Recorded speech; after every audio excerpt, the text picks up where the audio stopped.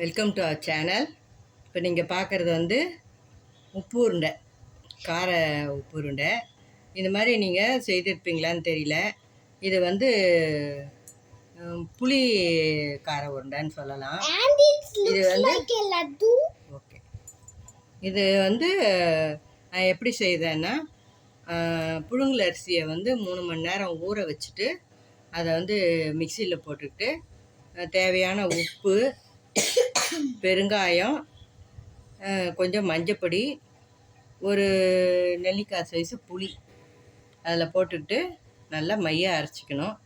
அரைச்சிக்கிட்டு ஒரு பேனில் வந்து 2 டீஸ்பூன் எண்ணெய் விட்டு கடுகு, உளுத்தம்பருப்பு, கடலைப்பருப்பு, காய்ஞ்ச மிளகாய், கொஞ்சம் கருவேப்பிலை இதெல்லாம் கிள்ளி போட்டுட்டு, இந்த அரைச்ச மாவு வந்து எப்படி இருக்கணும்னா, ரொம்ப கெட்டியாகவும் இல்லாமல் ரொம்ப தண்ணியாகவும் இல்லாமல் அதை வந்து நடுத்தர பதத்தில் இது பண்ணிவிட்டு அரைச்சதை அப்படியே மிக்சியிலேருந்து அந்த பேனுக்கு கொட்டி கிளறணும். அது வந்து 2 நிமிஷத்தில் கெட்டியாகிடும். சிம்மில் வச்சு கிளறுங்க. ஒரு 2-3 நிமிஷத்துலேயே அது நல்ல கெட்டி பதத்துக்கு வந்ததும் ஸ்டவ் ஆஃப் பண்ணிவிட்டு ஒரு 5 நிமிஷம் மூடி வச்சிடணும்.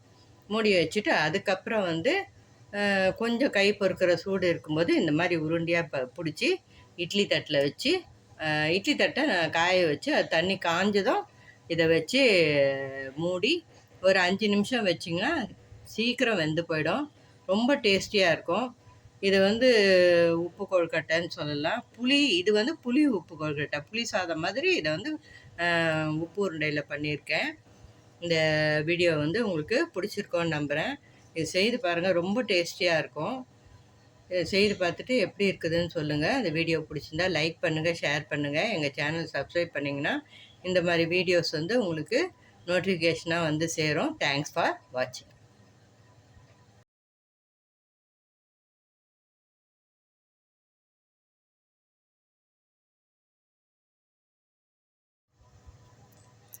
Welcome to our channel. இப்போ நீங்கள் பார்க்குறது வந்து உப்பு உருண்டை, கார உப்பு உருண்டை. இந்த மாதிரி நீங்கள் செய்திருப்பீங்களான்னு தெரியல. இது வந்து புளி கார உருண்டைன்னு சொல்லலாம்.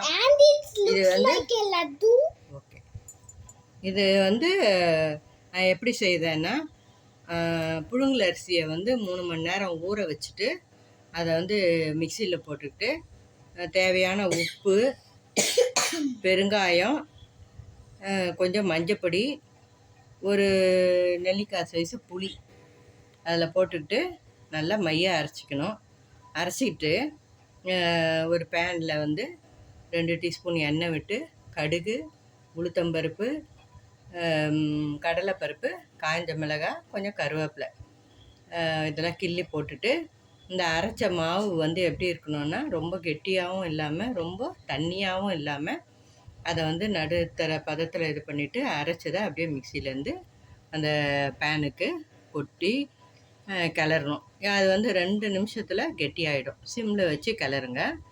ஒரு 2-3 நிமிஷத்துலேயே அது நல்ல கெட்டி பதத்துக்கு வந்ததும் ஸ்டவ் ஆஃப் பண்ணிவிட்டு ஒரு 5 நிமிஷம் மூடி வச்சிடணும்.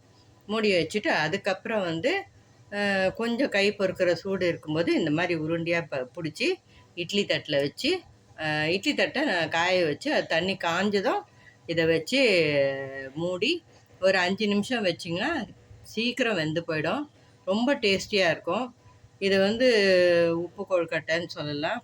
இது வந்து புளி உப்பு கொழுக்கட்டை, புளி சாதம் மாதிரி இதை வந்து உப்பு உருண்டையில் பண்ணியிருக்கேன். இந்த வீடியோ வந்து உங்களுக்கு பிடிச்சிருக்கோன்னு நம்புகிறேன். இது செய்து பாருங்கள், ரொம்ப டேஸ்டியாக இருக்கும்.